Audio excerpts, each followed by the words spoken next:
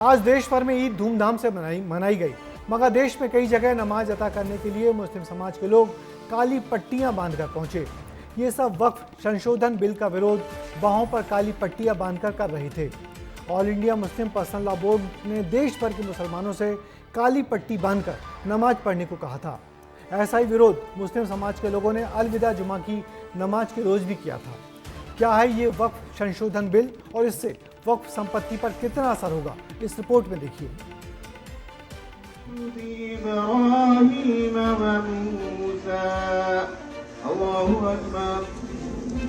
देश में धूमधाम से मना ईद का त्योहार।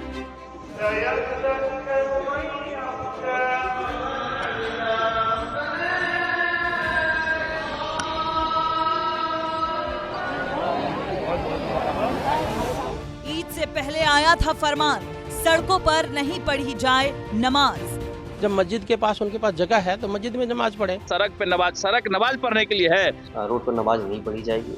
अगर मस्जिद में जगह कम पड़ जाएगी कहीं पर तो सड़क पर भी नमाज होगी। वो केवल अपना बल संख्या दिखा के, ये दिखा के आपको पूजा करनी, अंदर भी कर सकते हो, क्यों रोड जाम करना चाहते हैं भाई? जब मस्जिद फुल हो जाती है, इतने सारे लोग एक साथ नमाज पढ़ने जाते हैं, तो जब फुल हो जाती है उसके बाद एक्सटेंड होते होते गेट तक आते हैं और फिर रास्ते पे प्रबंध होता है आधे घंटा नमाज पढ़ने का। ईद से पहले सड़क पर नमाज को लेकर सख्त हिदायत दी गई थी। ऐसे में मस्जिदों में भारी भीड़ देखने को मिली। यूपी में करीब 30,000 मस्जिदों और 40,000 ईदगाहों में ईद की नमाज पढ़ी गई। मस्जिद में एक साथ बड़ी संख्या में नमाजी पहुंच गए। सड़क पर पढ़ने की अनुमति न होने के चलते कुछ लोगों ने सीढ़ियों पर नमाज अदा की। सड़कों पर नमाज अदा नहीं करने का मुद्दा मेरठ में ईद के दिन विवाद की वजह भी बना। नमाजियों ने हाथों में पोस्टर लहराकर ईद के दिन प्रदर्शन किया। ईद पर लोग अमन चैन की दुआ मांग रहे थे, लेकिन कई जगहों पर इस दिन वक्फ संशोधन बिल को लेकर विरोध की तस्वीरें भी देखने को मिली। वक्फ बोर्ड के बिल को लेकर मध्य प्रदेश की राजधानी भोपाल में जो नमाज पढ़ने जो युवा आए थे, उनके द्वारा काली पट्टी बांधकर जो विरोध है वह किया गया है। हम नमाज इसलिए पढ़ने गए थे, वक्फ बोर्ड जो ज़मीन है ये हमारे दादा परदादाओं की ज़मीन है और ये हमारा आगे, और चाहे हमें सुबह रोड पे भी आना पड़े तो हम इसके लिए तैयार हैं। रमजान की आखिरी नमाज में भी ऐसा ही विरोध देखा गया था और ईद के दिन भी काली पट्टी के साथ नमाज अदा करने और राजधानी भोपाल में फिलिस्तीन के झंडे लहराने पर सियासी घमासान छिड़ गया।